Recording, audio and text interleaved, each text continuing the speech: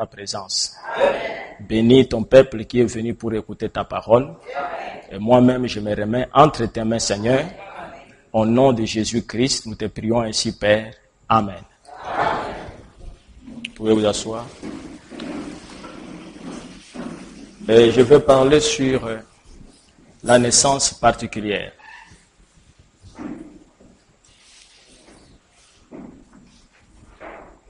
Nous voyons ici que le peuple d'Israël attendait la venue du Messie. Et cela faisait 4000 ans que Dieu avait promis que le Messie devrait venir. Toutes les promesses avaient annoncé de quelle manière le Messie devrait venir. Et jusqu'au jour où l'ange Gabriel a été envoyé pour annoncer cette bonne nouvelle à la Vierge Marie. Et remarquez, c'était pour la première fois qu'une femme vierge pouvait concevoir. Et cela était quelque chose d'extraordinaire. Et l'enfant qui devrait être conçu par cette femme-là devrait apporter le pardon du péché sur la terre. Et ce n'était pas une naissance comme toutes les autres naissances, c'était une naissance particulière. Et chaque fois que Dieu a quelque chose à faire ici sur la terre, Dieu envoie quelqu'un et si cet homme a un grand appel, Dieu l'envoie et le fait naître d'une manière particulière. Nous pourrons commencer par la naissance de Moïse. Moïse avait une naissance particulière. Frère Branham dit dans le message « L'ange de Dieu », maintenant remarquez, alors quand le temps de la promesse s'est approché, il s'est élevé un pharaon qui ne connaissait pas Joseph. Et le peuple a été accablé de fardeaux.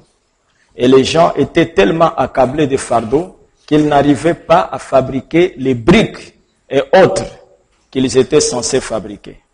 Et alors, penseriez-vous que Dieu frapperait son peuple comme cela? Oui, en effet, la parole de Dieu est éternellement vraie. Est-ce vrai? Et il avait promis qu'il les délivrerait. Et il n'avait pas d'autres moyens par lesquels il devait faire cela en dehors de celui-ci. C'est pourquoi donc, lors de la persécution d'Israël, Dieu a donc fait descendre un ange sur terre. Mais avant qu'il fasse venir l'ange, il avait un petit garçon né là-bas. Amen. Lorsque nous lisons l'histoire de Moïse, nous voyons comment les enfants d'Israël souffraient tout ça sous l'esclavage de Pharaon.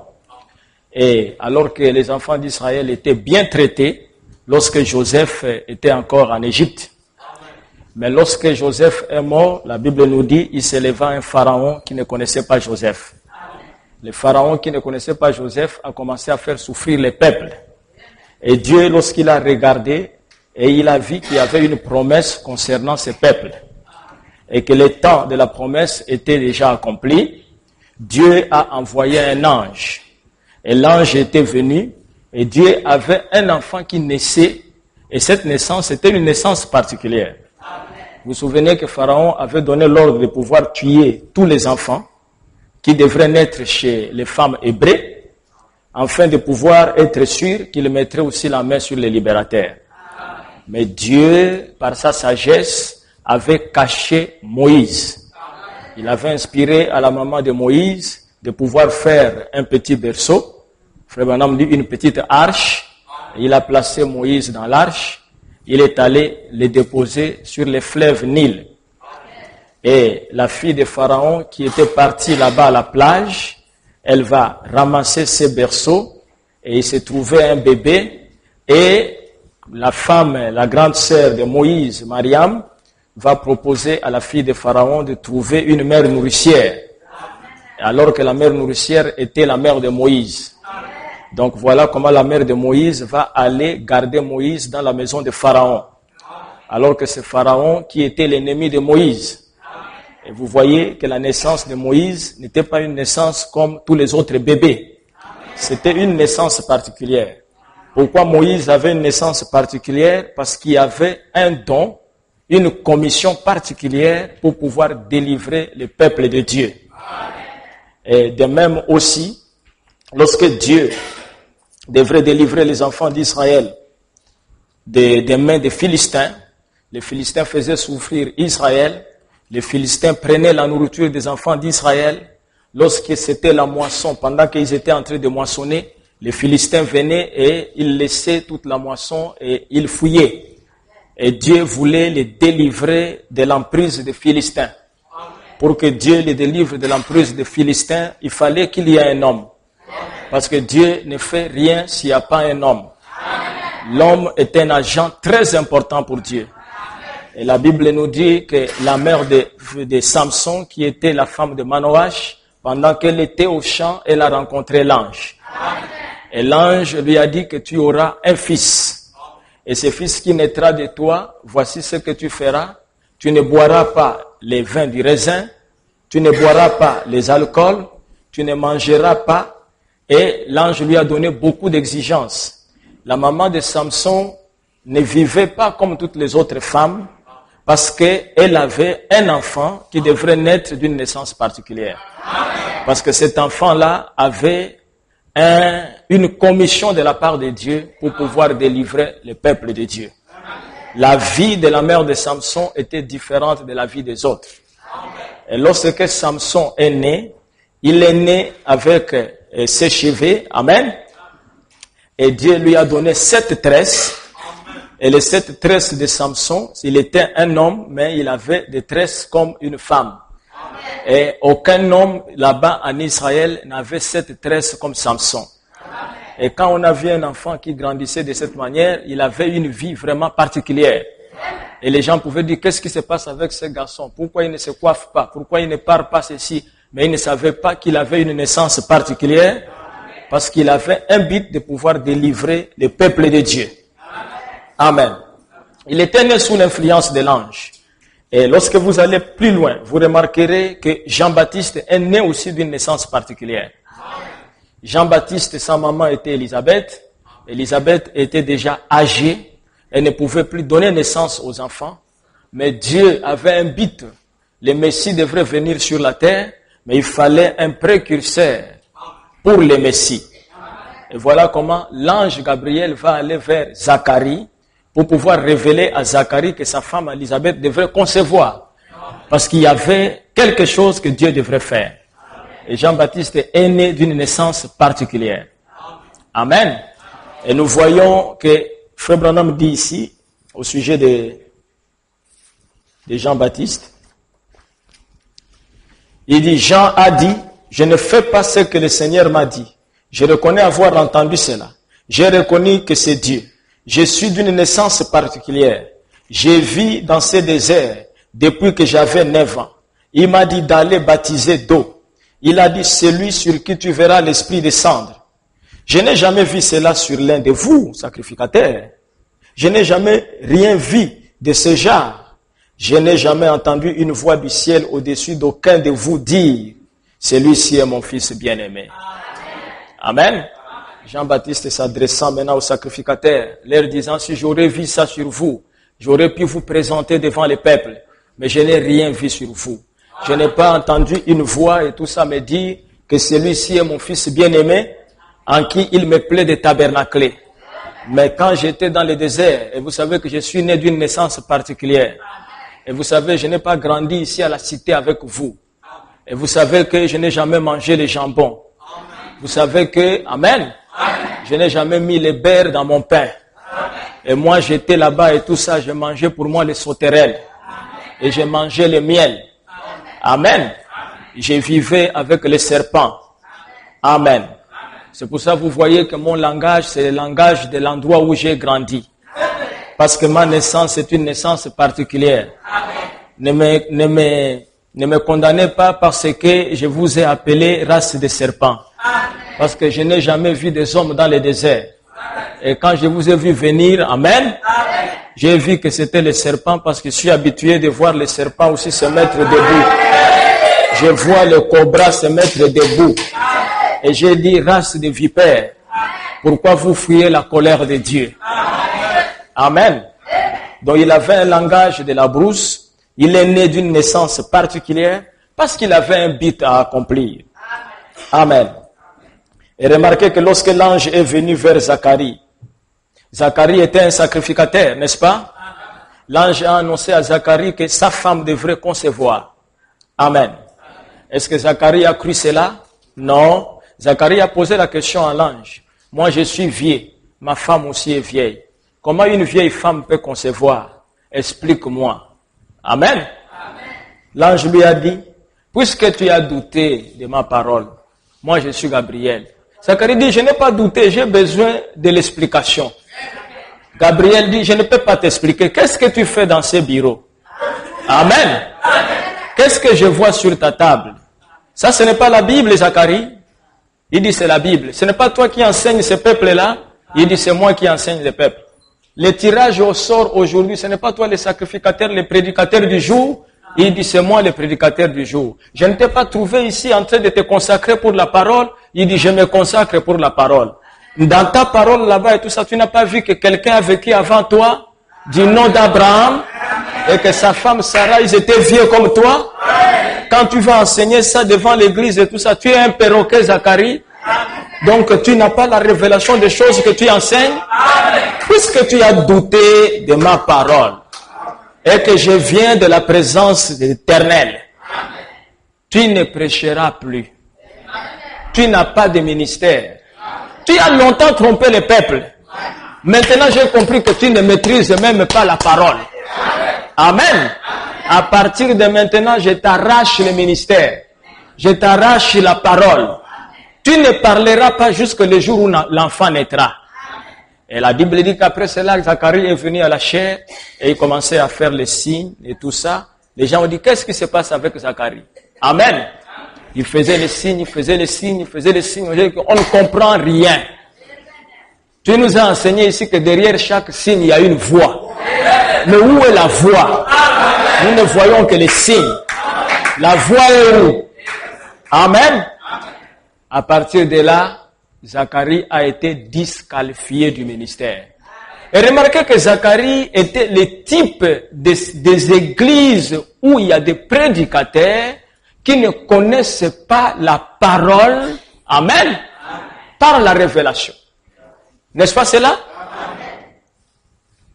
Et lorsque Zacharie a vu que l'ange lui avait annoncé ces choses, l'ange a dit, comme Zacharie ne comprend pas, amen, et que je lui ai arraché la parole, je passe directement moi-même pour aller voir Élisabeth et que je parle directement à l'église. Amen. Parce que le pasteur est incrédule. Amen. Je pensais donner le message au pasteur. Comme le pasteur ne comprend pas, je passe directement à l'église. Amen. La même chose que l'ange Gabriel a fait à l'époque de Jean-Baptiste, la même chose l'ange Gabriel fera cela à la seconde venue. Amen. Parce que Frère Branham dit dans le message, l'évangile surnaturel, que de la même manière que l'ange Gabriel a annoncé la première venue du Seigneur, l'ange Gabriel annoncera la seconde venue du Seigneur. Amen. Vous dites Amen? Amen. Et si l'ange Gabriel a trouvé que Zacharie, malgré qu'il avait la Bible, il était aveugle. Amen. Parce qu'il lui a posé la question, il dit, explique-moi comment la chose arrivera. L'ange dit, donc tu es aveugle. Amen.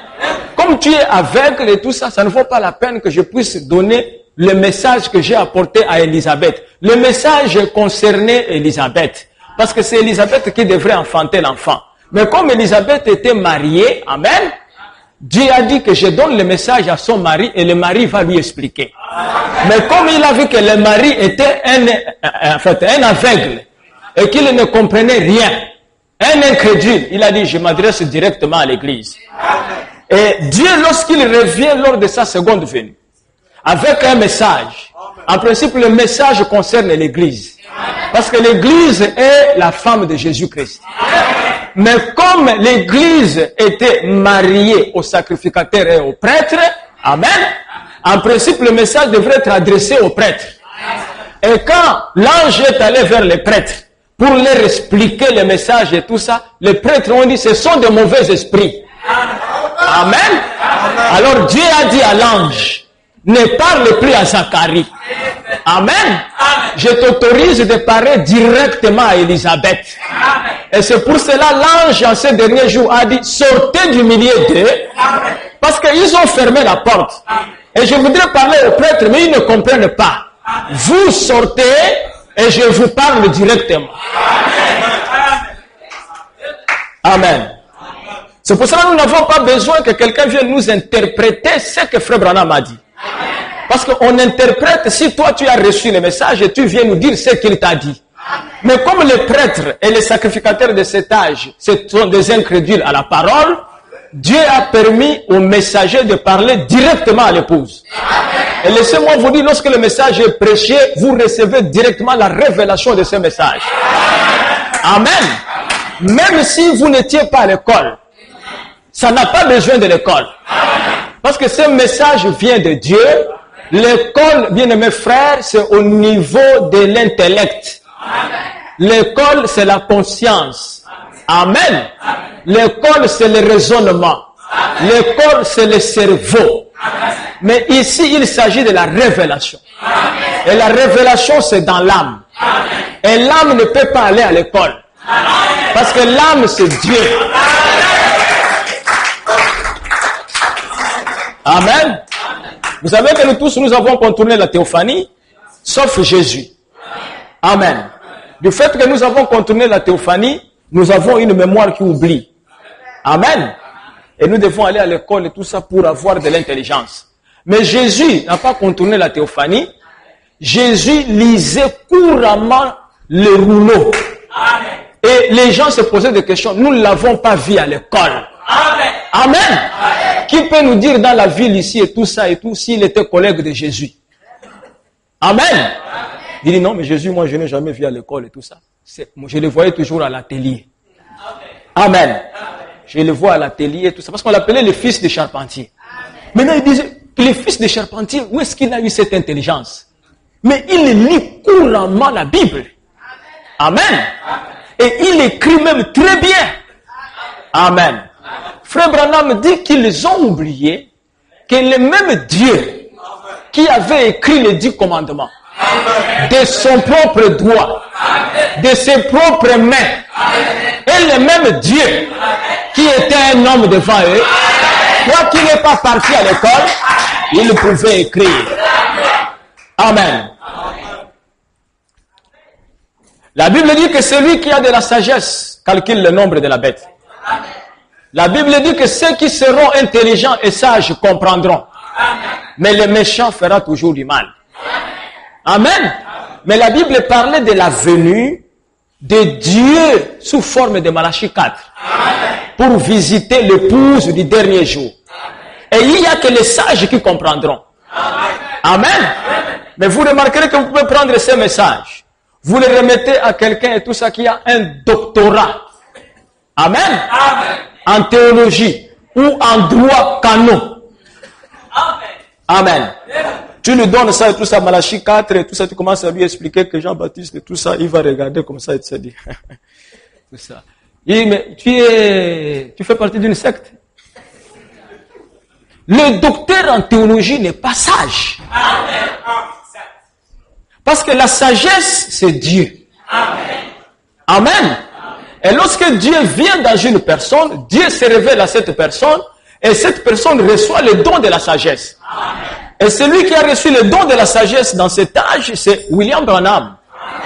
Comme Salomon l'avait reçu.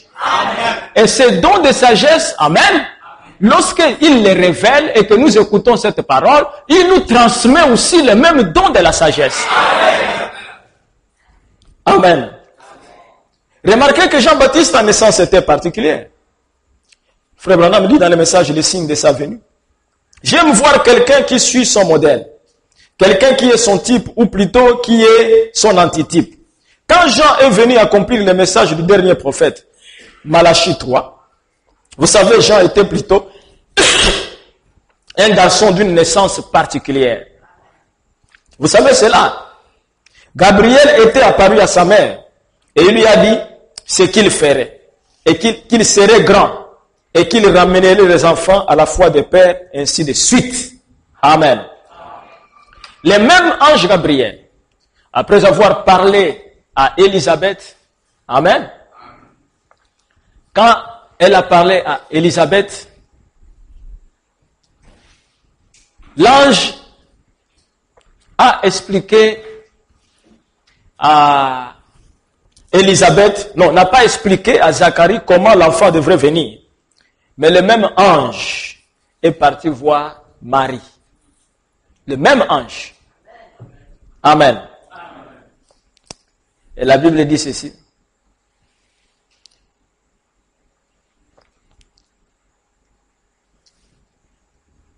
Mais l'ange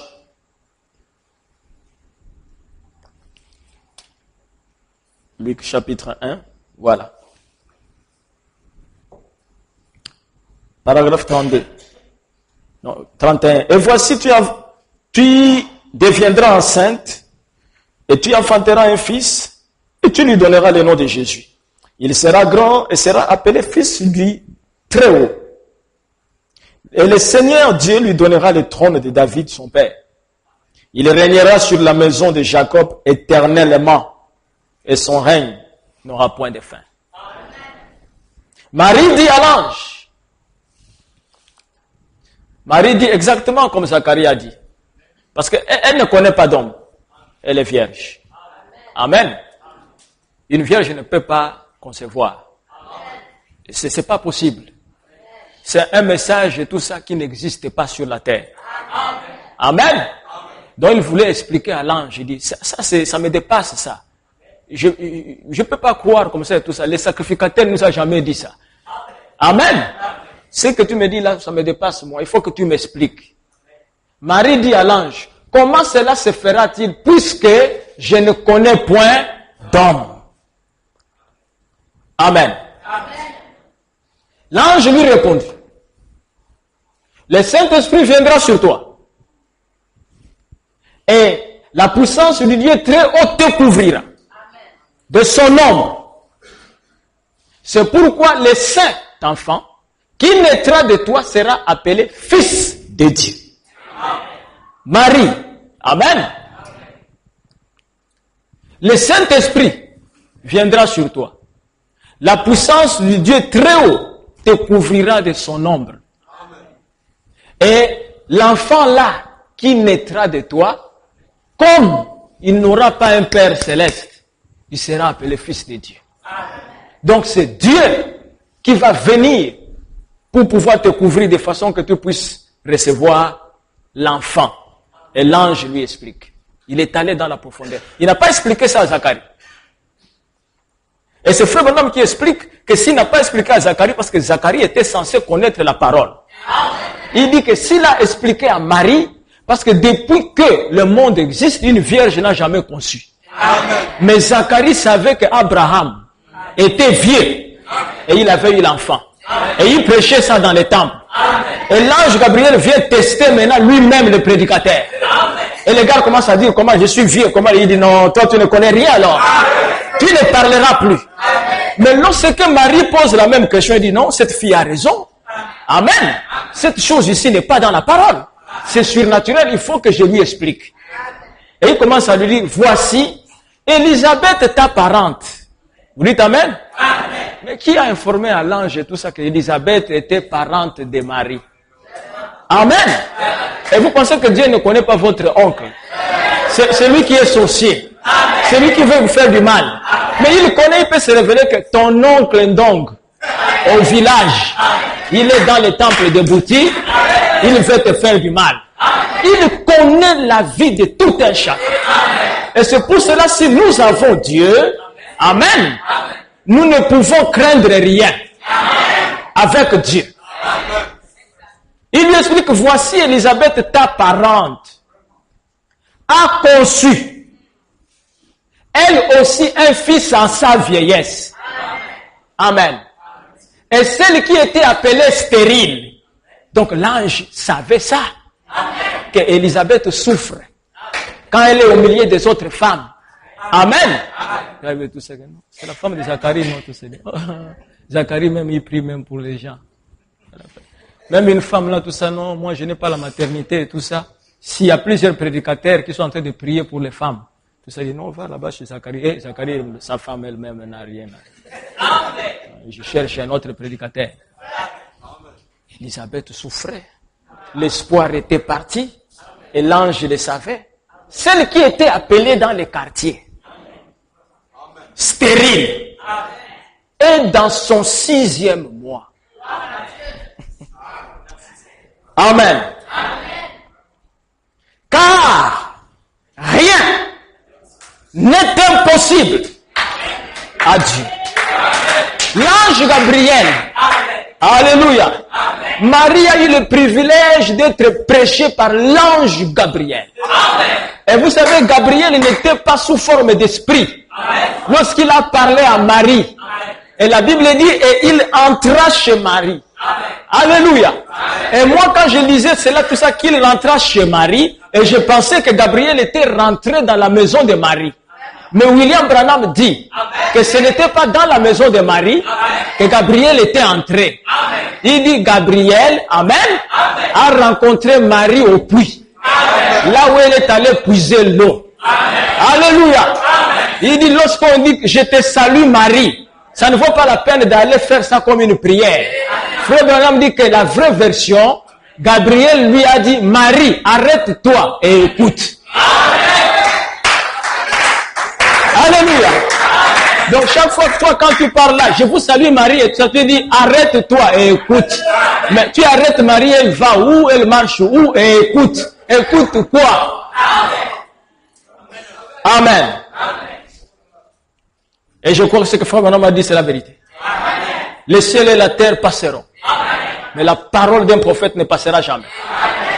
Amen. Car rien n'est impossible à Dieu.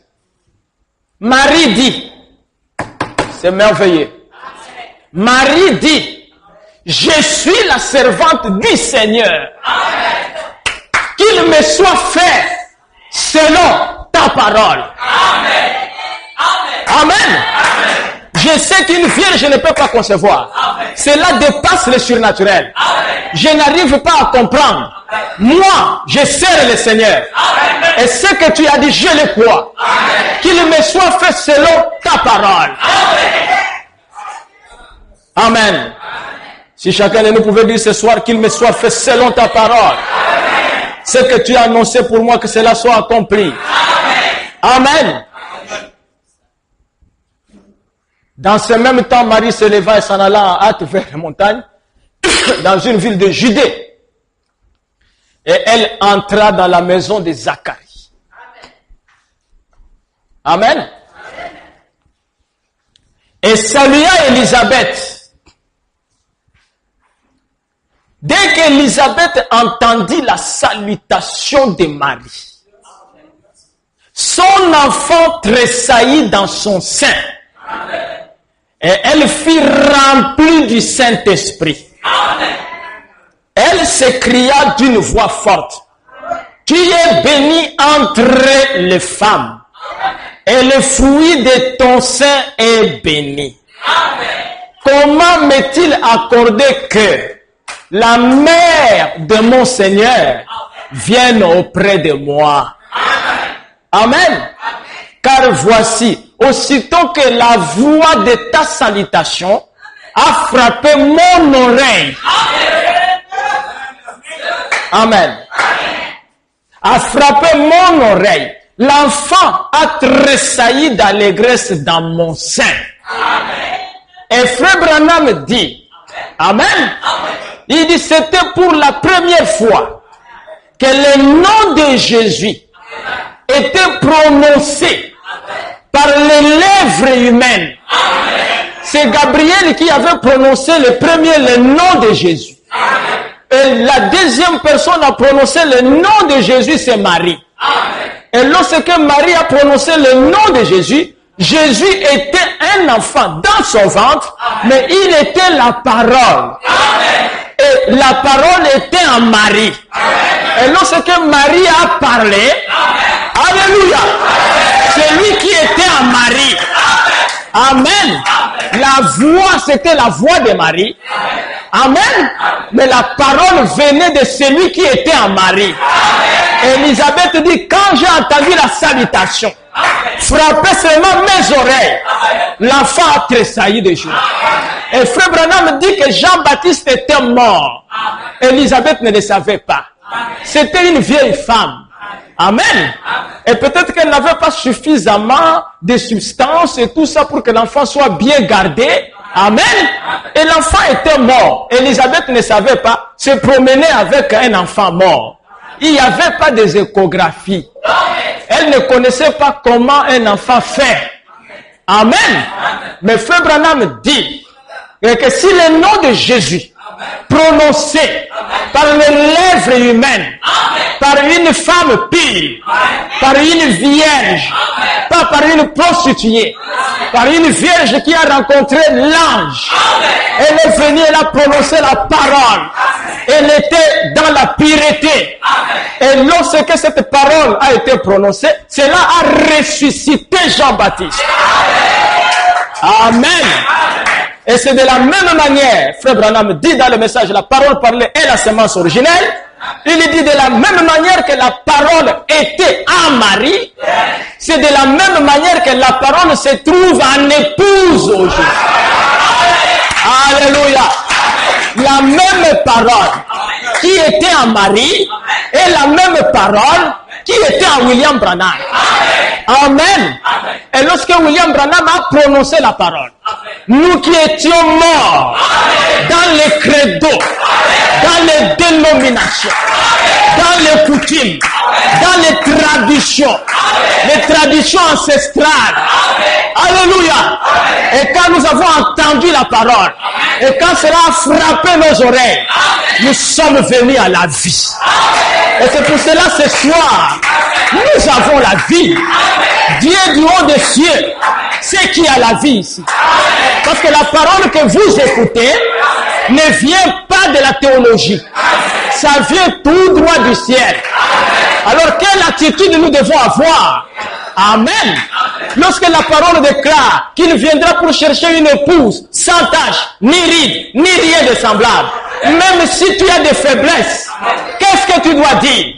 Je suis le servant du Seigneur, le serviteur du Seigneur. Amen. Une femme ne doit pas avoir les mèches. Une femme ne doit pas mettre ces choses. Même si l'esprit de mèche t'a lié d'une manière ou d'une autre, ce n'est pas ton affaire.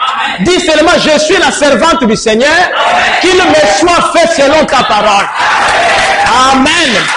Et tu dis, mais comment je ferai pour me débarrasser des mèches? Comment je ferai pour quitter le stade de football? Comment je ferai pour que je ne regarde plus les matchs? Il dit, le Saint-Esprit viendra sur toi et le Dieu Tout-Puissant te couvrira de son nom. Alléluia. Cela n'est pas par notre force. Amen. Ce n'est pas notre force. Nous disons seulement qu'il me soit fait selon ta parole. Amen. Remarquez ici, Frère Branham dit, observez combien les voies de Dieu paraissent parfois ridicules aux yeux de l'homme. La manière dont il fait les choses est bien. Nous allons prendre un exemple. Il y avait un homme du nom de Samson. Dieu traitait avec lui. C'était un homme. Eh bien, beaucoup de gens essayent de penser, j'ai vu un tableau de Samson peint par un psychologue avec des épaules comme les portes des granges. Amen. Frère Branham dit, il a dessiné Samson. Frère Branham dit que les épaules qu'il a données à Samson, il ne peut même pas entrer dans ce tabernacle. Avec des bras, des muscles, Samson. Et Frère Branham a regardé tout ça. Il a dit, oh, que les gens ne sont pas spirituels. Il dit, si Samson était un homme comme ça, Amen. Pourquoi les Philistins chercheraient-ils de savoir d'où lui venait la force? Parce qu'ils devraient savoir, Amen. Est-ce que les enfants d'Israël pouvaient se poser des questions, d'où vient la force de Goliath? Non. Quand ils ont vu et tout ça, un géant. On regarde ici et tout ça et tout. Quand il marche et tout ça, il peut te prendre comme une sauterelle et dire que non, lui là est dangereux. Tu ne vas pas chercher que sa force vient d'où, lui là. Amen. Même si tu tapes les doigts, tu vas tomber. Mais Samson, s'il était comme Goliath, les Philistins ne chercheraient pas d'où venait sa force. Frère Branham dit que Samson était un homme maigre. Amen. Et comme il était un maigrichon, mais très puissant, et c'était un mystère pour les gens. Comment un petit homme, Amen, peut soulever les portes des reins? Non, il y a quelque chose alors. D'où nous vient alors la force? Samson avait une force parce que sa naissance était une naissance particulière et il avait un but pour lequel il était né. Amen. Et remarquez que le régime alimentaire de Samson était différent de tous les autres. Amen. Et si toi tu mangeais les serpents, Samson ne mangeait pas les serpents. Et tu ne pouvais pas les critiquer. Pourquoi toi tu ne manges pas les serpents? Non. Je suis né d'une naissance particulière. Amen. Mais Samson, on est en train de manger ici et tout ça, et nous avons le vin de table. Il dit, non, non, non, non, non, je ne touche pas, donnez-moi de l'eau et tout ça. Mais Samson, mais tu te prends pour qui? Et tout ça. Nous tous, nous prions et tout ça. Il dit, est-ce que vous êtes né d'une naissance particulière? Amen. Moi, le jour de ma naissance, ma mère dit, ma maman dit, que l'ange de l'Éternel. Oh frère, est-ce que vous êtes avec moi? Vous remarquerez que tous ces enfants qui sont en train de naître d'une naissance particulière, il y a la présence de l'ange de l'Éternel. Amen. Lorsque Jean-Baptiste était né, l'ange de Dieu, l'ange de l'Éternel, Gabriel est venu. Quand Jésus était né, Gabriel est venu. Quand Moïse était né, l'ange de l'Éternel est venu. Et sa naissance était une naissance particulière. Quand Samson était né, l'ange de l'Éternel est venu. Quand William Branham était né, l'ange de l'Éternel est venu. Alléluia. Et l'ange de l'Éternel dit à William Branham, ta naissance particulière a un but et ta vie est comprise. Dites Amen. Lorsque vous avez une naissance particulière, votre vie est incomprise. Amen. Ils ne peuvent pas comprendre. Ils ne me verront pas en culotte. Ils disent, mais pourquoi lui se prend, pourquoi non? Ils ne sont pas nés de la même manière. Toi, tu peux mettre ta culotte. Amen. Tu peux mettre ta culotte. Tu peux enlever ton haut. Prendre de l'air à la terrasse. Mais tu ne me verras jamais le faire. Et tu vas me dire, pourquoi tu ne le fais pas? Il dit, non, je suis chrétien. Il dit, moi aussi j'ai pris. Mais nous n'avons pas la même naissance. Ma naissance est une naissance particulière parce que l'ange de l'Éternel. Oh Dieu. Amen. Une naissance particulière et une vie incomprise. Amen. Mais pourquoi tu ne veux pas porter la culotte? Tu sais que on va nous coter ça. Si tu ne fais pas ça, tu auras 0 et tout ça. Il dit non, je préfère que je puisse avoir 0, que je puisse mettre des culottes devant les hommes et tout ça, balancer les pieds devant les profs, moi une jeune fille et tout ça. Le message est compliqué. Hein? Je suis en train de vous prêcher le message. Ce n'est pas mon affaire de ce qui arrive. Qu'est-ce que je vais faire? Nous avons le bac. Ce n'est pas mon affaire. Moi, je dis ce que l'ange a dit. Et chacun de nous a sa vie particulière. C'est à vous de faire ce que vous entendez, ce que vous voulez. Amen. Frère Branham dit dans le message, l'influence d'un autre. Il dit les Amish. Amen. Ces gens ont une vie de foi plus sanctifiée et plus élevée que les chrétiens. Alors que les Amish, ce sont des païens.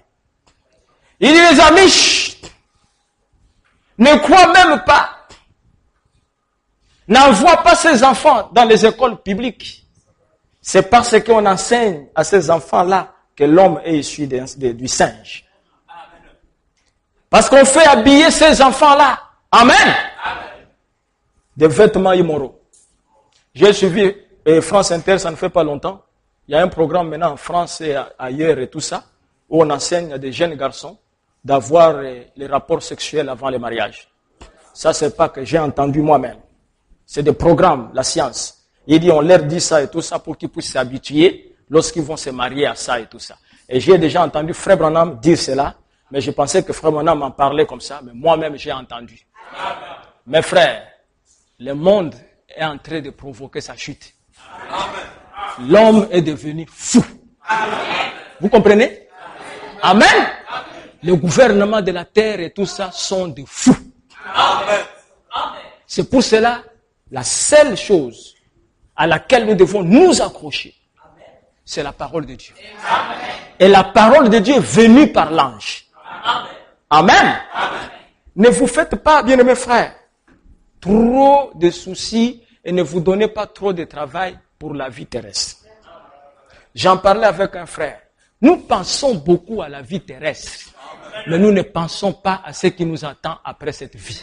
Amen. Amen. Mais vous devez penser à ça aussi. Vous n'êtes pas éternel, mais c'est votre âme qui est éternelle. Votre corps n'est pas éternel. Amen. Quand vous prenez l'union et tout ça, prenez aussi les pages des morts. Et ça, moi, je regarde ça toujours. Parce que c'est un grand évangile. C'est une prédication. Amen.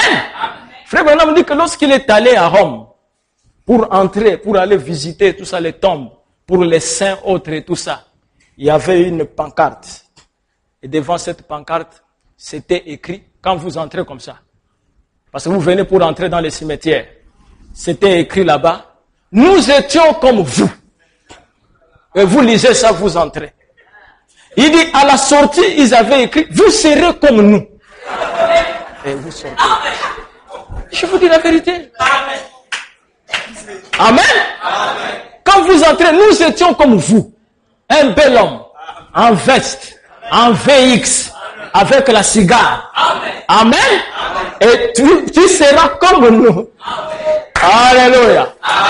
Mais moi, je sais que si j'ai reçu Christ, j'ai cette semence, la semence vie. Amen.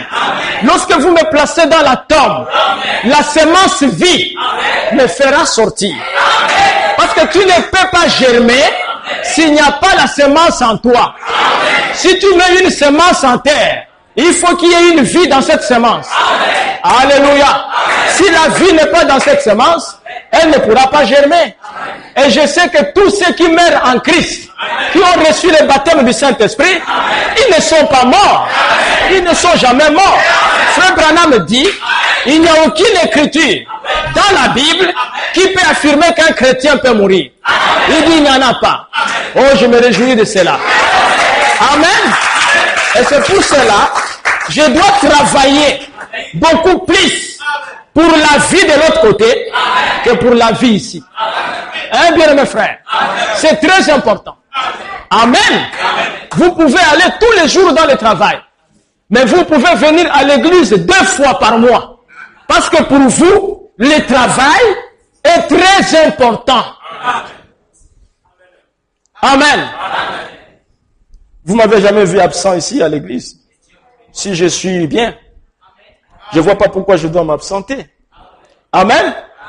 Et tout rendez-vous et tout ça, si c'est mercredi, même si tu dois me donner 20 millions et tout ça, j'ai un rendez-vous plus grand que ça. Amen.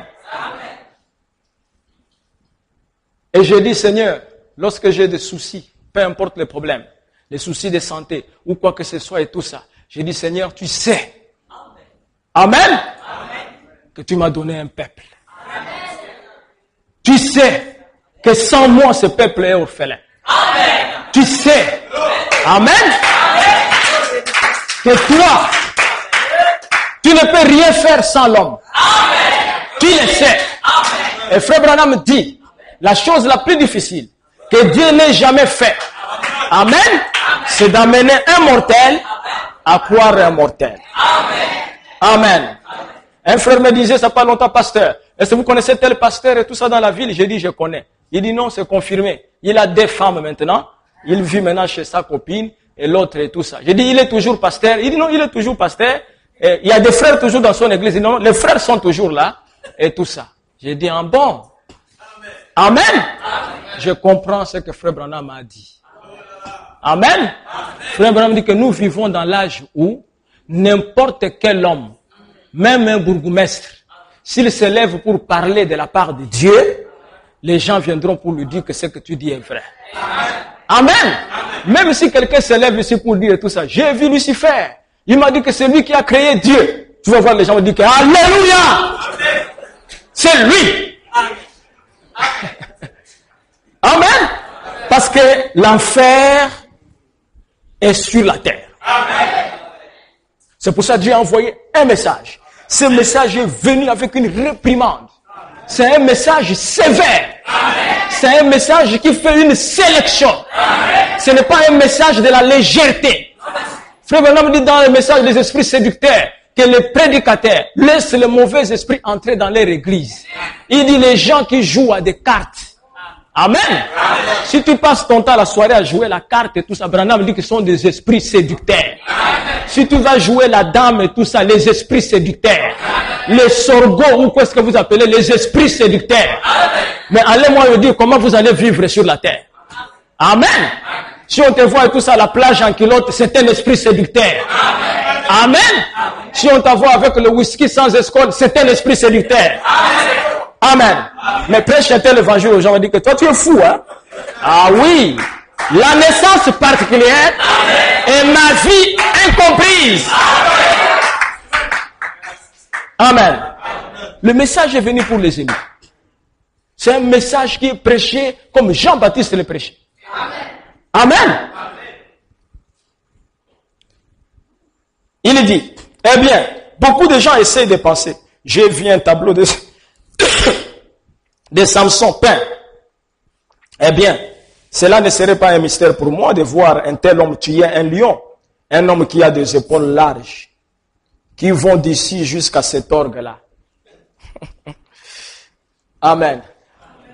Eh bien, certainement qu'il tuerait un lion. Un homme gros comme ça, il tuerait un lion. Pendant que le lion est en train de fuir et tout ça, il met seulement la main comme ça. Bam. C'est un géant. Et qu'il ait pu arracher le portail de la ville et s'en aller, eh bien, certainement c'est facile. Amen. Parce que Samson est entré un jour à Gaza. Quand tu as une naissance particulière, c'est compliqué. Hein? On ne peut pas comprendre ta vie. Samson est entré à Gaza la nuit. Il est allé chez une prostituée. L'homme de Dieu. Miséricorde. Un frère. C'est Samson. Il est où tout ça chez la prostituée? Quoi? Samson. C'est pas possible. Bon, comme il est allé chez la prostituée, vous savez que c'est un péché grave. Mes frères, ça en est fini. Fermez seulement le grand portail de la ville. Comme ça, on va faire l'embuscade et on arrête les gars. Dieu ne peut pas être avec lui, c'est fini.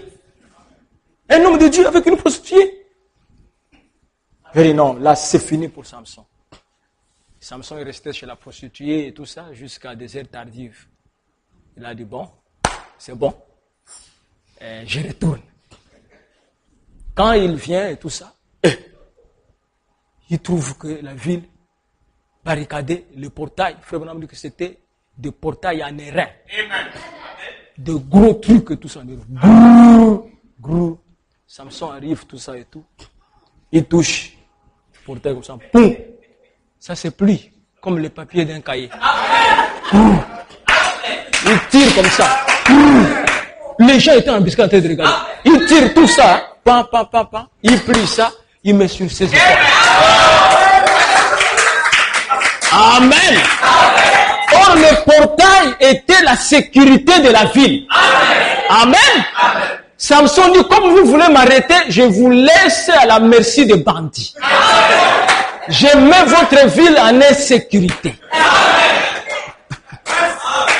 Amen.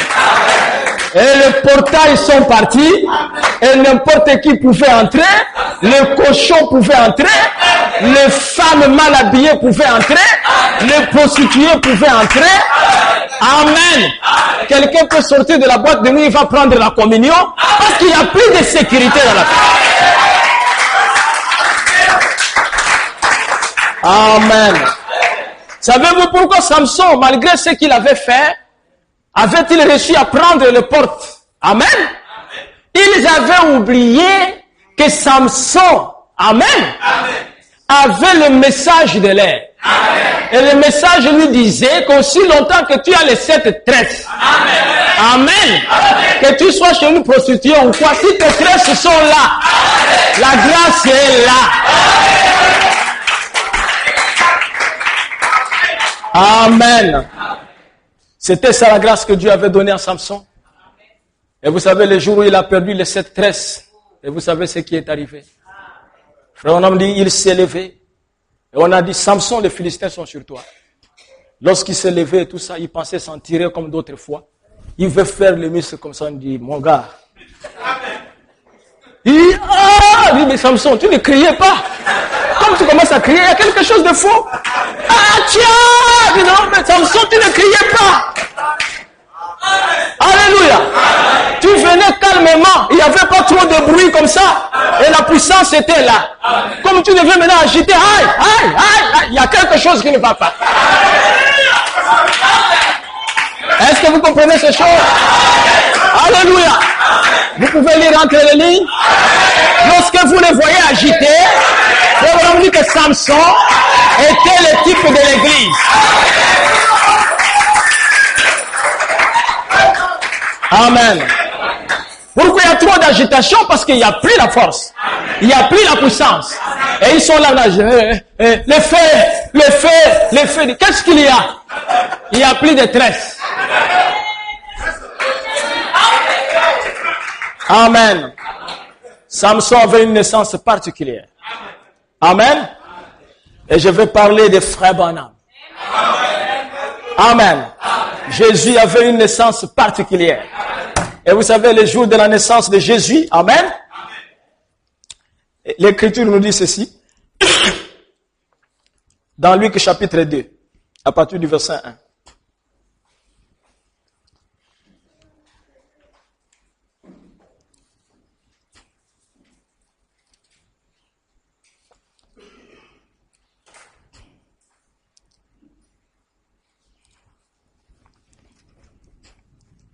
Voilà.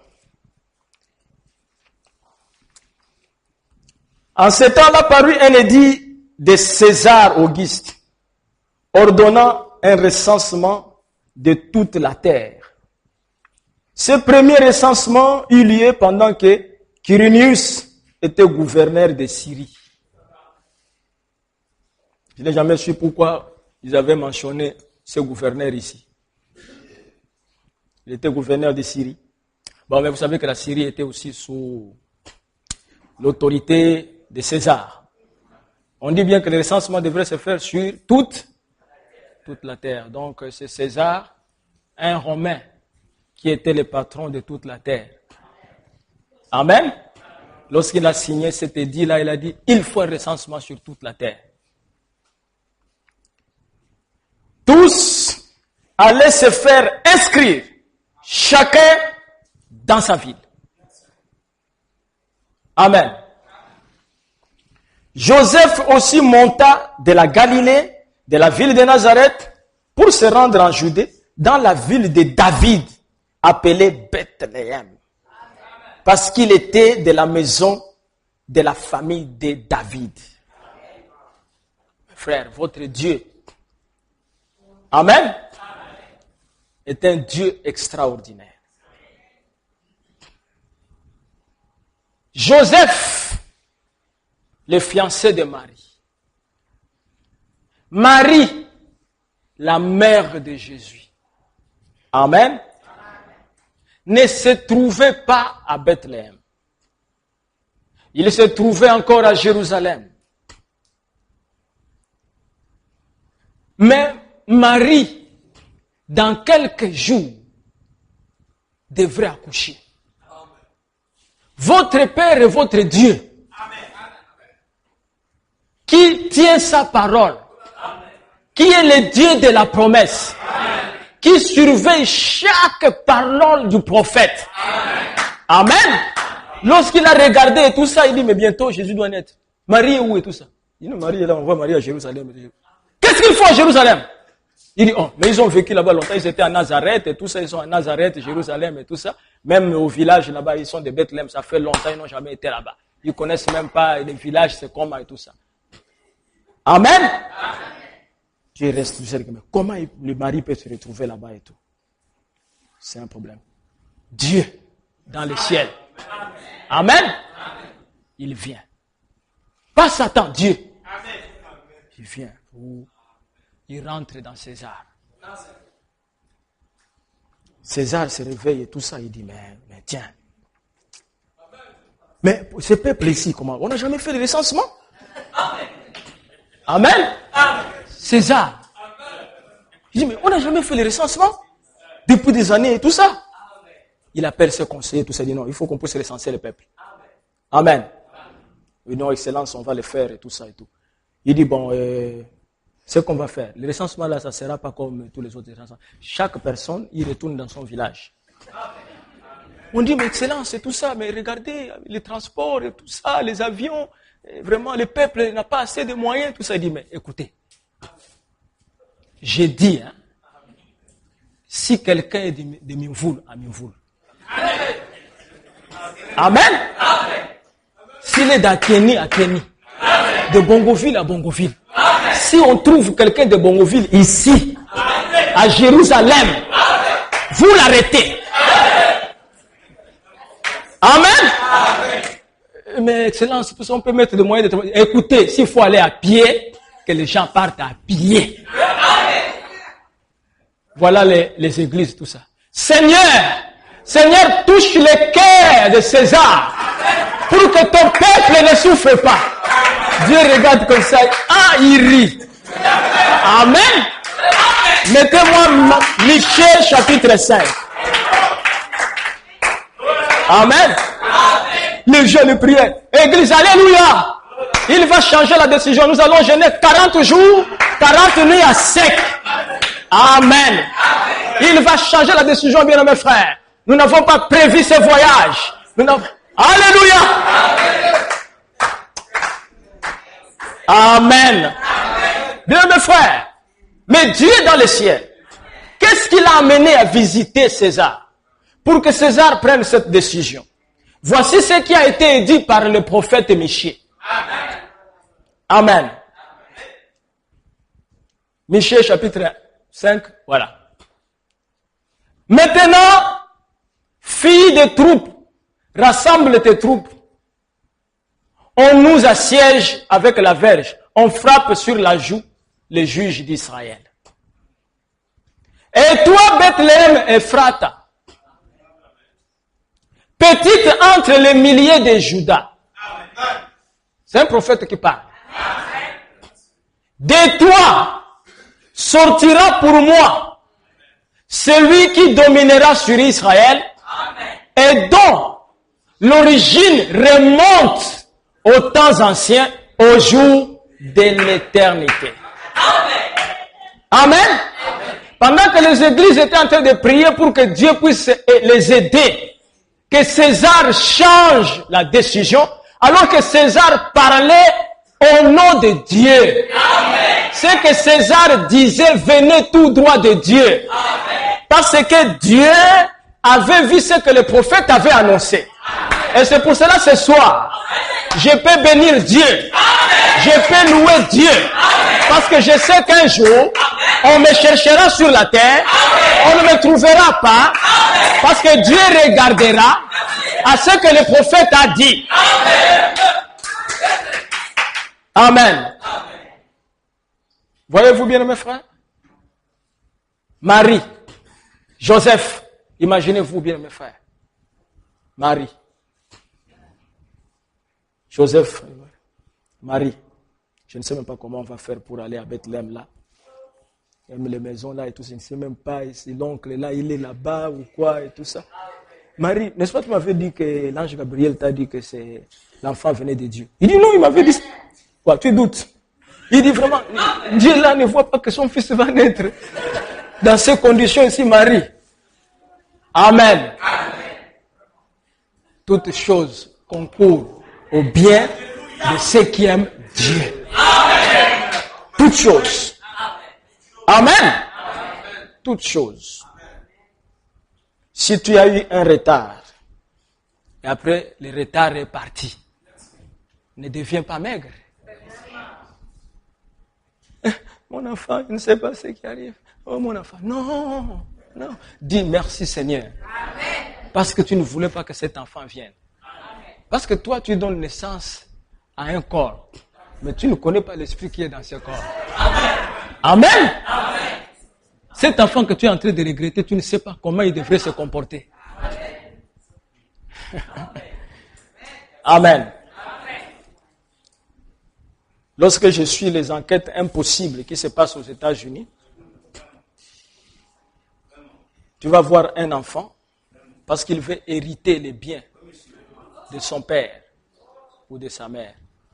Il va prendre un fusil, il rentre dans la chambre, tout ça. Son propre père, sa maman, puis il cherche à effacer les traces. Mais si Dieu devrait te dire que le petit là que tu es en train de pleurer, c'est un assassin. C'est pour cela, frère, si on marche avec Dieu, laissons Dieu faire sa volonté sur nous. Amen. Jésus a posé la question. Il parlait avec ses disciples. Qui de vous, par ses inquiétudes, peut-il ajouter une coudée à la durée de sa vie? Mais ce sont de bonnes questions. Et qu'est-ce que vous pouvez faire pour ajouter quelques jours? Mais vous n'avez aucun pouvoir. Vous dormez, vous vous réveillez, il y a quelqu'un qui a ce pouvoir-là. Amen. Il y a quelqu'un qui a ce pouvoir-là. Même si tu vas entrer dans la franc-maçonnerie ou quoi, tu empires encore la vie. Amen. Amen. Mais je vais vous raconter l'histoire. Quelqu'un est parti voir un grand maître. Un grand maître. Parce qu'il voulait le pouvoir. Il devrait devenir, je ne sais pas, ministre dans le gouvernement et tout ça. Et le maître était à Brazzaville. Il est allé voir, le maître l'a pris et tout ça. Puis le maître lui a donné une valise. Le maître lui a dit non, tu pars avec cette valise. Tu vas faire ça, tu vas faire ça, tu vas faire ça, mais n'ouvre pas la valise. Tu reviens dans telle date avec la valise, et moi je vais ouvrir la valise. Parce que la valise ne peut s'ouvrir qu'à cette date-là. La date-là, si on n'ouvre pas la valise et tout ça, tu vas mourir. Il a dit, maître, il n'y a pas de problème. Il est parti et tout ça, il a gardé la valise. Il a fait tout ce que le maître lui avait dit. Et après, il est retourné à Brazzaville. Quand il arrive sur l'avenue, là où habitait le maître, il voit les rameaux au début. Il dit, pourquoi on a mis les rameaux là? Il dit, non, mais il y a un décès en bas là et tout ça. Il dit, un décès, il dit, oui. À quel numéro? Il dit, on trouve pas très bien le numéro, c'est quelqu'un là-bas, tout c'est pareil que c'est un maître spirituel. Un maître quoi? Un frère, un maître quoi? Il dit, non, on dit que c'est un maître spirituel. Le type, avec la panique, avec la valise, quand il arrive, il trouve les gens et tout ça. Tout ça. Le type, je vais mourir, maître, parce qu'il lui a dit, si on n'ouvre pas cette date. Amen. On dit, monsieur, quel problème vous avez? Il dit, je vais mourir. Il dit, mais explique-nous. Amen. Pourquoi, bien-aimé frère?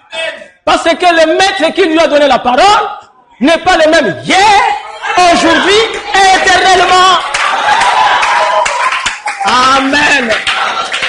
Mais nous servons un maître dont la parole est infaillible. Parce qu'il est le même hier, aujourd'hui et éternellement. Amen. Je ne peux pas me fier à un ganga, parce que le ganga aussi mourra. Amen.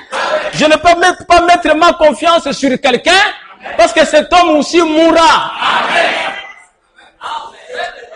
Amen. Vous savez, quand on a connu la tragédie ici au Gabon, quand le chef a été rappelé à Dieu, beaucoup de gens pleuraient, vous pensez qu'ils pleuraient le chef. Ils pleuraient parce qu'il était sur la liste des gens qui devaient être nommés. Je ne serai plus ministre. Il dit, ça c'est dans son cœur. Je ne serai plus ministre.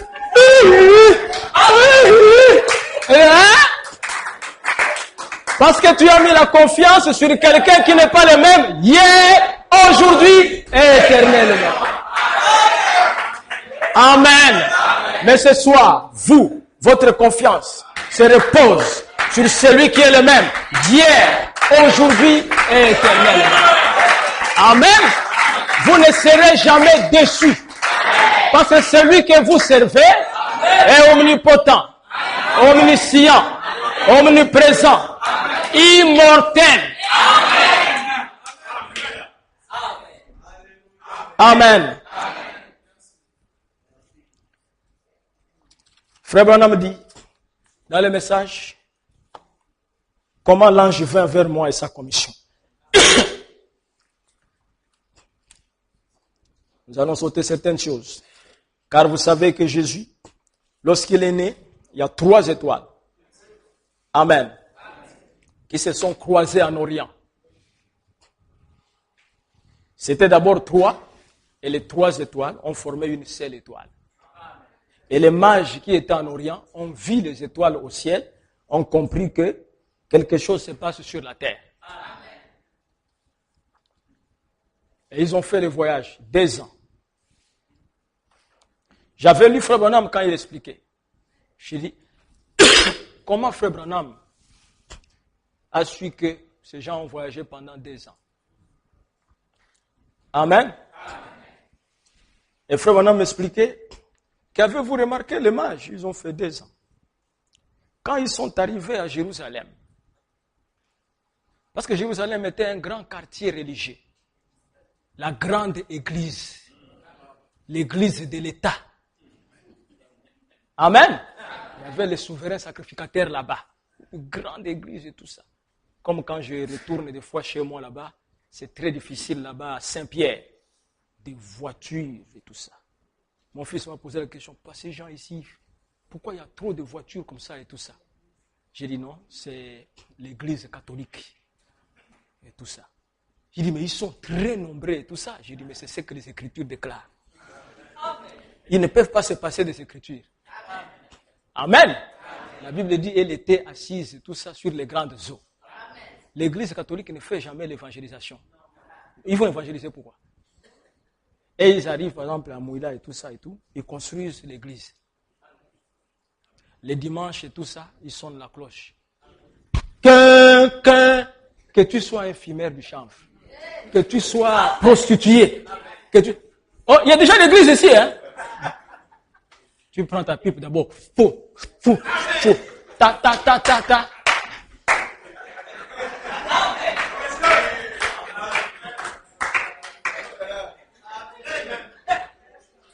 Amen. Oh, les élus et tout ça sont des perles. Je dis ici, c'est rare de trouver les élus. Mais comment vous avez la facilité d'appeler les élus comme ça par une cloche? Nous nous posons la question. Et votre prophète avait, bien aimé frère, le sens d'humour. Il dit, savez-vous, Jésus avait dit, ne crains pas, petit troupeau, car il a pris à ton père de te donner le royaume. Frère Branham dit, ça m'étonnerait que ce soit l'église catholique, parce que lui, il avait parlé de petits troupeaux. Alléluia! Parce que là-bas, c'est un grand troupeau.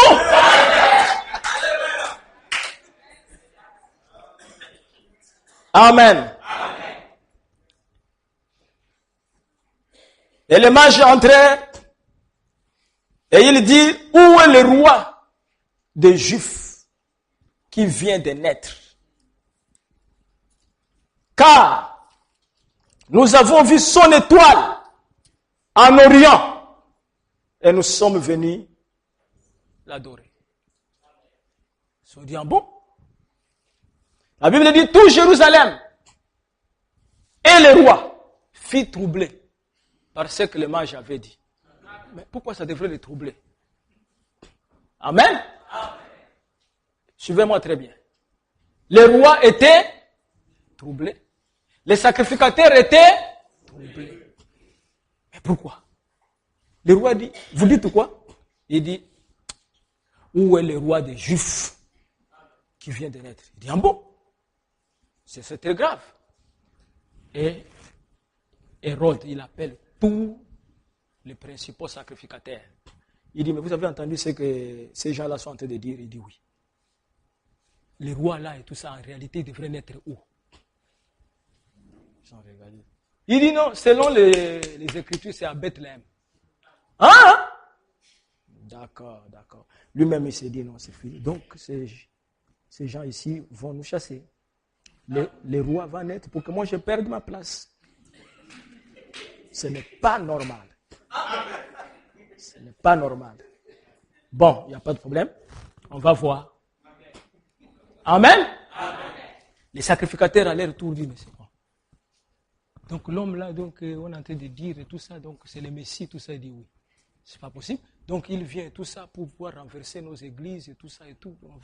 Non, ça ne peut pas se passer comme ça. Hérode dit, venez ici frère. Les mages, c'était des frères. Il dit, venez frère. Amen. Expliquez-moi un peu comment vous avez vu l'étoile là et tout ça. Il dit, non, on a vu l'étoile, c'était 3 étoiles et tout ça. Après, l'étoile s'est formée, c'était une lumière et tout ça et tout. Il dit, quand il y a une lumière comme ça, c'est pas ce qu'on dit. Quand il y a une lumière comme ça, c'est qu'il y a un corps sur la terre. Et nous suivons la lumière là, et la lumière va s'introduire dans le corps. Et celui qui est né là, c'est le roi. Et son règne n'aura pas de fin. Amen. Il dit, frère, je crois ça aussi, frère. Amen. Il dit, frère, ça c'est la parole. Donc, ce que vous allez faire, amen, vous allez, frère, vous l'adorer. Hein? Après, vous venez me dire par quel chemin, je vais aussi adorer. Amen. Mais il avait son plan. C'est pour ça qu'il y a beaucoup de gens qui viennent ici et tout ça, ce n'est pas un frère. Amen. Il y a des gens qui viennent ici, ce n'est pas un frère. Il vient parce que peut-être qu'il a trouvé une sœur là-bas et qu'il aimerait épouser, sachant qu'après l'avoir épousé et tout ça, je quitte pour moi. C'est pour ça que vous devez faire attention. Avoir la révélation. Amen. Avant de pouvoir vous marier. Amen. C'est pas plus longtemps, j'ai reçu un message sur mon portable. En fait, un message anonyme, envoyé par un frère de Bethléem. Je ne sais pas c'est qui. Il dit, pasteur, telle sœur que vous voulez autoriser à se fréquenter. Son copain est venu nous voir qu'il n'est pas d'accord avec ça. Que si le pasteur parle de ses fiançailles là et tout ça, je vais m'opposer et j'irai le voir. J'ai vu le message, il n'y avait pas de nom. Il dit, faites les enquêtes, vous allez voir. C'est un bon, hein? Et les frères lui ont dit, non, mais pourquoi tu ne vas pas voir la personne qui veut épouser la sœur et tout ça? Parce que tu dis que tu veux frapper et tout ça. Va frapper la personne. Il dit, non, je ne peux pas aller frapper et tout ça, son fiancé et tout ça. Bon, parce que c'est un maître des arts martiaux. Ah! Donc, je ne savais pas que nous avions des frères ici, maîtres. Amen. Bon, tu es en train de fuir le frère parce que le pasteur n'est pas maître. Et tu veux venir frapper le pasteur. Amen. J'aimerais bien être à côté de ce frère qui est maître. Amen. Vous voyez de tels comportements. Comment vous pouvez être une sœur et avec des copains qui sont encore avec toi et tout ça tu viens. Mais ça c'est grave. Mais une telle personne même, tu peux même pas te marier. Mais pourquoi tu te fais de la peine? Va prendre ton copain. Prends le copain calmement. Hein? Et tu le fais bien. Avec le copain. Tu laisses l'église du Dieu vivant. Amen. Mais c'est malheureux. Mais sœur, vous ne savez pas ce que vous êtes. Prendrai-je le corps? Nous sommes le corps de Christ. Le temple du Saint-Esprit. Ça me fait pitié quand je vois ça. Une sœur avec des copains. Et tu viens toujours à l'église. Tu viens faire quoi? Tu viens faire quoi? Tu es en train de perdre ton temps. Mais tu ne peux pas, Dieu ne peut pas te prendre. Dieu n'est pas un grand-père. Amen. Dieu n'est pas un grand-père. Il y a une voie autorisée pour faire partie de l'épouse. C'est la nouvelle naissance. Et Frère Branham dit, nous allons voir, que la nouvelle naissance est le baptême du Saint-Esprit. Lorsque nous le recevons, il dit notre naissance, c'est la naissance des aigles. Et les aigles ont une naissance particulière qui est différente de la naissance des vautours. Mais oui, nous avons une naissance particulière. Amen.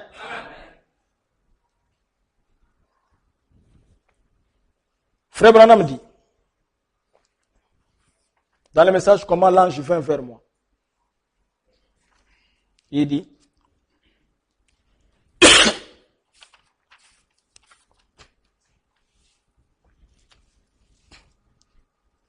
et j'ai entendu quelqu'un venir, parce qu'il était dans une caverne et tout ça, on ne va pas prendre tout ça, il était parti pour prier Dieu, afin qu'il puisse lui expliquer, parce que les gens disaient que les visions qu'il avait et tout ça venaient du diable.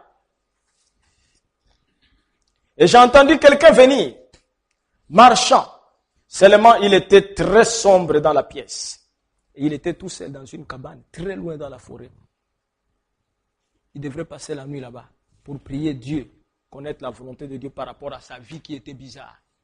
Et il dit que même les FBI, dont les services de renseignement ne pouvaient pas le découvrir, là où il était, dans la forêt, seul dans une cabane. Et lui-même dit que cet endroit-là et tout ça, c'est comme si Dieu l'avait déjà préparé pour son prophète. Et quand il entrait dans la caverne là et tout ça, il y avait même déjà un fauteuil et une table de pierre. Il pouvait écrire, il est entré. Et ça me rappelle Élie dans la caverne. Il est caché comme ça. Amen. Le frère Peregrine a dépensé de l'argent. Il a mis les hélicos et tout ça à la recherche de la caverne. Ils n'ont pas trouvé. Amen. Je suis sûr que si on trouve ça et tout ça, bien mes frères, je ne sais pas si je peux arriver aux États-Unis sans que j'aille entrer dans cette caverne. J'entrerai aussi dans cette caverne. Et il était là en train de prier Dieu. Seigneur, je ne veux pas avoir de mauvais esprits. Tu sais que je t'aime, Jésus. Je ne veux pas être un démon. Mais dis-moi, qu'est-ce qui m'arrive? Je vois des choses et les prédicateurs me disent que ce sont de mauvais esprits. Jésus, enlève-moi les mauvais esprits. Frère Branham, pendant qu'il priait, il raconte lui-même. Et j'ai entendu quelqu'un venir, marchant seulement. Il était pieds nus. Et j'ai vu les pieds d'un homme entrer. Il faisait très sombre dans la pièce, sauf juste là où cela brillait. Et j'ai vu les pieds d'un homme entrer. Et quand il entra dans la pièce et s'approcha, c'était un homme d'environ, il semblait peser environ 200 livres, 100 kilogrammes. Il avait ses mains repliées comme cela.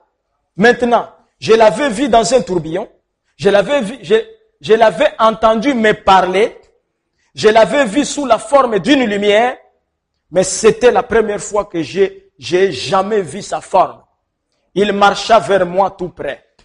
Eh bien, honnêtement, ami, j'ai pensé que le cœur allait me manquer. Imaginez seulement, mettez-vous là vous-même. Cela vous ferait ressentir la même chose. Vous êtes peut-être plus loin sur la route que je ne le suis. Vous êtes peut-être chrétien depuis plus longtemps, mais cela vous aurait fait ressentir la même chose. Et il dit, parce qu'après des centaines et des centaines de visitations, cela me paralyse quand il s'approche. Et quelquefois même, cela me fait, je défaille presque complètement. Je suis tellement faible quand je quitte l'estrade bien souvent. Si je restais trop longtemps, je perdrais complètement conscience. Et je les ai souvent laissés me conduire pendant des heures. Et je ne savais même pas où j'étais. Et je ne peux l'expliquer. Lisez-la dans la Bible. Et elle vous expliquera cela. C'est ce que c'est. L'Écriture dit aussi. Amen. Moi, à base de la parole, je peux dire à quelqu'un, ce que tu as vu, c'est Dieu ou c'est pas Dieu. Un frère était venu me voir et tout ça. Il était à Port-Gentil. Il est allé prier à la forêt. Il est venu me voir que, pasteur, l'ange de l'Éternel m'est apparu. J'ai dit, bon, c'est pas un problème. L'ange de l'Éternel. Comment, frère Do, explique-moi tout ça. Il dit, non, il est venu et tout ça, c'était une lumière.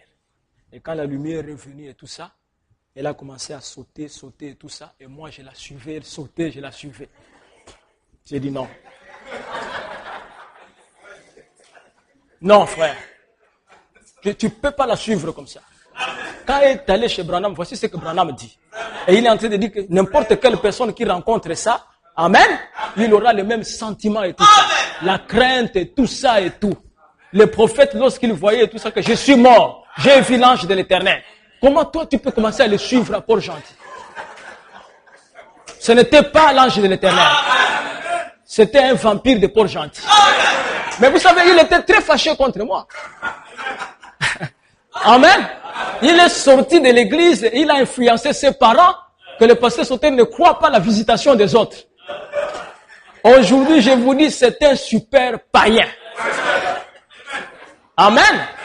Mais lorsqu'il a rencontré Branham, lui il a dit que ta naissance particulière est ta vie incomprise. Toi, tu l'as rencontré à Port-Gentil, où est la vie incomprise? Tu es dans la boîte avec les copines et tout ça. C'est pour cela, toute expérience que vous avez, vous devez comparer ça avec la parole. Pour savoir si c'est conforme à la parole. Si c'est pas conforme à la parole, rejetez cela. Ainsi, j'étais assis là, et je les regardais. J'avais la main levée à peu près comme cela. Il me regardait directement d'une façon agréable, mais il avait une voix réellement profonde. Et il dit, ne crains point. Je suis envoyé de la présence du Dieu Tout-Puissant. Et quand il parla, cette voix, c'était la même voix qui me parla lorsque j'avais 2 ans. Et toujours par la suite, je suis que c'était lui. Et j'ai pensé, maintenant, et maintenant écoutez la conversation. Je l'ai dit du mieux que je peux, autant que je sache, mot après mot, parce que je peux à peine m'en souvenir. Je l'ai regardé comme cela. Il dit, ne crains pas. Toujours aussi calmement, il me dit, je suis envoyé de la présence du Dieu Tout-Puissant pour te dire que ta naissance particulière. Vous savez ce que fit ma naissance là-haut? Cette même lumière se trouve suspendue au-dessus de moi. Quand j'ai naquis. Ainsi, il dit, ta naissance particulière et ta vie mal comprise firent pour indiquer que tu dois aller à travers le monde entier et prier pour les malades. Et il dit, n'importe quelle maladie qu'il soit, qu'il ait, et il me désigna. Dieu qui est mon juge le sait. C'est là, il nomma le cancer. Il dit, rien. Si tu amènes les gens à te croire. Amen. Si tu amènes les gens à te croire. Et si tu es sincère quand tu pries. Rien ne résistera devant tes prières. Pas même le cancer. Vous pouvez dire amen? Amen. Mais vous êtes heureux d'entendre les paroles de l'ange de l'Éternel lui-même. Amen. Amen. Amen. Si tu es sincère, quand tu pries, il faut que tu amènes les gens à te croire. Amen.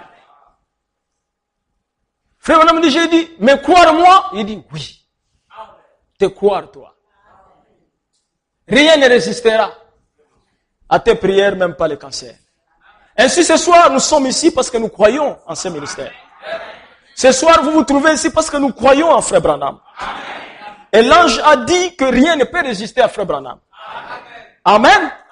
Et la parole n'a jamais été donnée, la parole de la bénédiction n'a jamais été donnée à un homme seul, sans que Dieu puisse inclure sa postérité. Lorsque vous regardez dans la Bible, c'est toujours comme ça. Amen. L'enfant qui est né et tout ça, il sera appelé fils de Dieu. Amen. Et il héritera le trône de son père David. Amen. Oh, c'est important, bien mes frères. d'avoir un bon père, d'être dans une bonne famille. Amen. Nous sommes venus par-ci, par-là avec des pères dont nous ne savons pas. Et c'est la raison pour laquelle Dieu voulait nous changer les pères.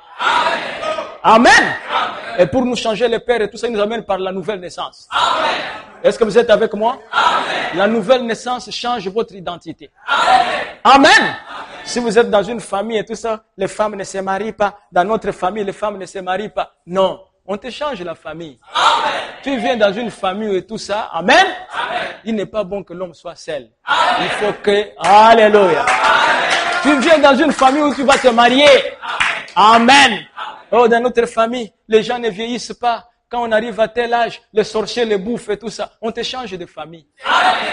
Tu viens dans la famille de l'Éternel. Amen. Amen. Une naissance particulière.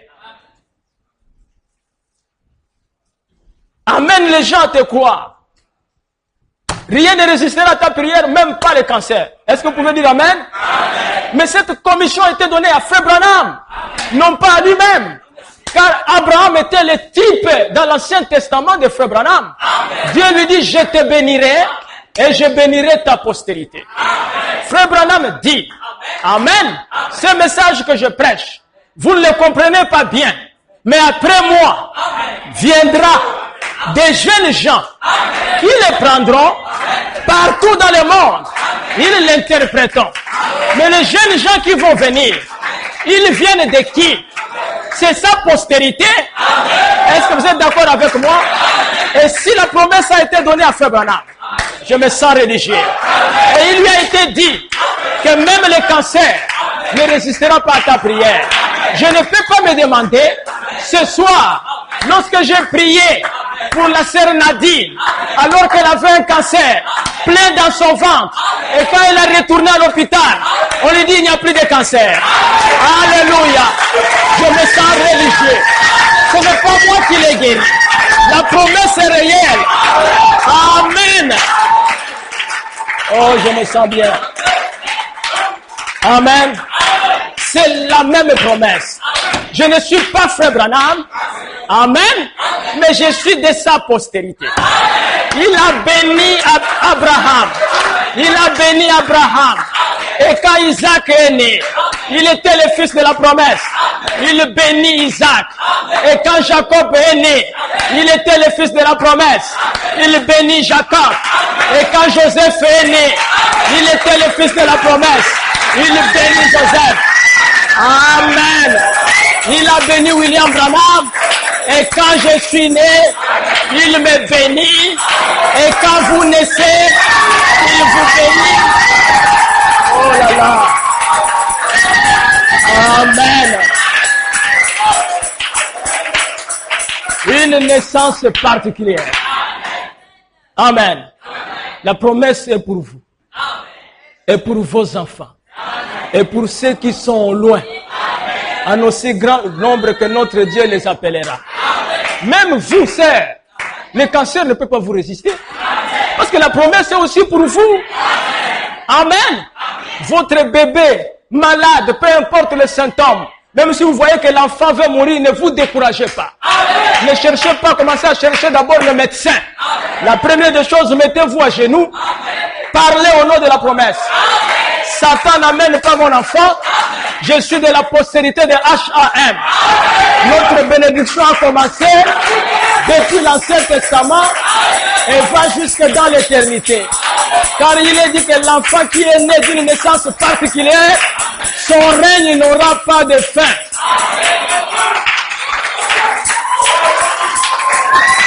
Alléluia. Amen. Que le Seigneur vous bénisse.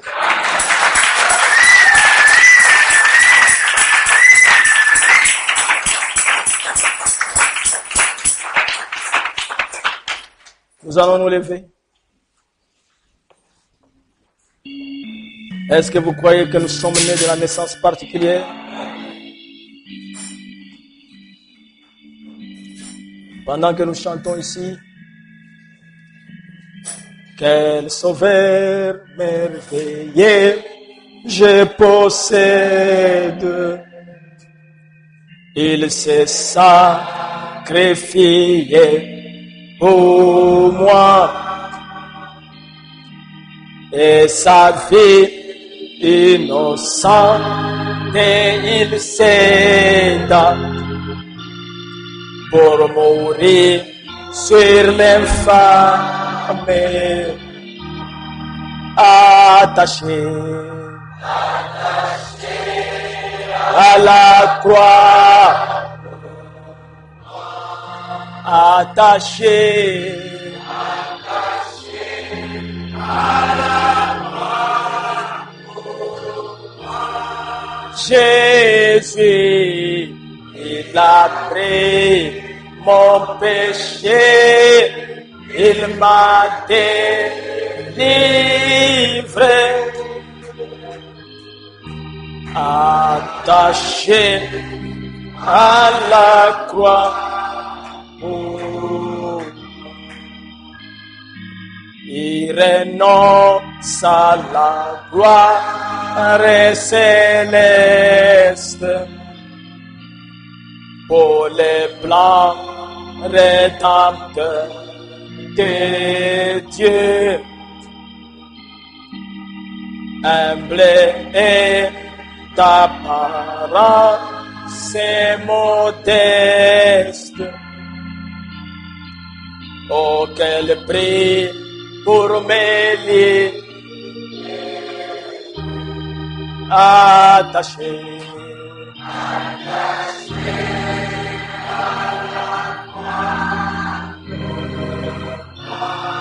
Attaché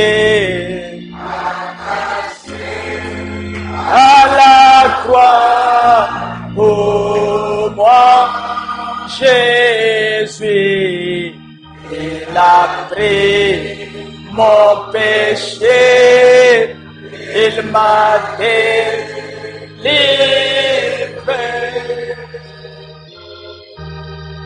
attaché à la croix pour notre gracieux Père Céleste. Il y a de cela 2000 ans, une croix traînée dans les rues de Jérusalem, un homme meurtri, frappé, fatigué, portait cette croix à tel point que les forces lui avaient manqué. Il pouvait trébucher. Alors un homme est sorti de la forêt, Simon de Cyrène, pour pouvoir te secourir. Et il a pris ta croix, Seigneur.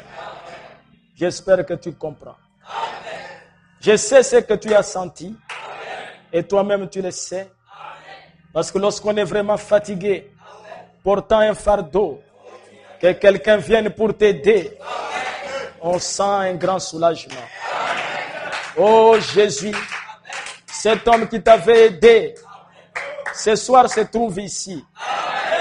Ses petits-fils, ses fils, qui sont en train de porter de lourds fardeaux.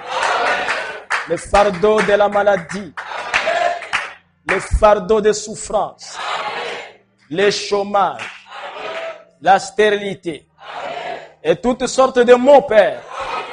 Ils les ont portés pendant très longtemps. Maintenant, Seigneur, comme Simon le Cyrène t'a secouru, je te prie ce soir de descendre du haut des cieux pour secourir tes enfants. Que tu enlèves le fardeau de maladie. Peu importe la maladie, peu importe les années que cela a duré, enlève cela, Père, pour soulager tes enfants. Si quelqu'un est ici, Père, et que le monde est plus fort que lui, il est écrit dans ta parole, celui qui est en vous est plus grand que celui qui est dans le monde.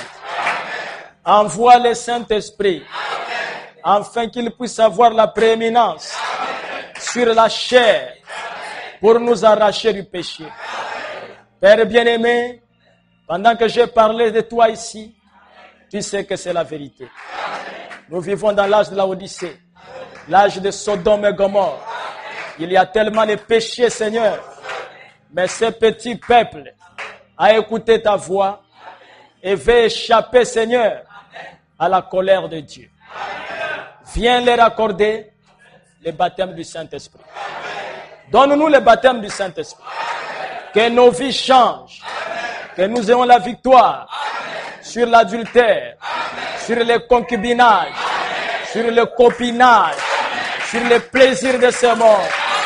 Que nous puissions naître d'une naissance particulière. Merci Jésus. Je me remets aussi entièrement entre tes mains. Tu sais, des fois, Seigneur, j'accuse de fatigue. À cause, Seigneur, de ce lourd fardeau, Père, la responsabilité. Mais je compte sur toi, Père. Prends mon corps, Seigneur. Donne la force, afin que je me tienne toujours à mon poste, comme une sentinelle, pour garder ta maison. Je te remercie, Seigneur, et je remets tes enfants entre tes mains. Garde-nous contre nos ennemis. Éloigne tous ceux qui veulent nous faire du mal de nous. Protège-nous, Seigneur. Cache-nous dans les rochers des âges. Cache-nous dans le sang de Jésus-Christ. Qu'aucune puissance démoniaque n'ait le pouvoir sur nous. Je te remercie, Père. Je les recommande entre tes mains. Au nom de Jésus-Christ. Amen.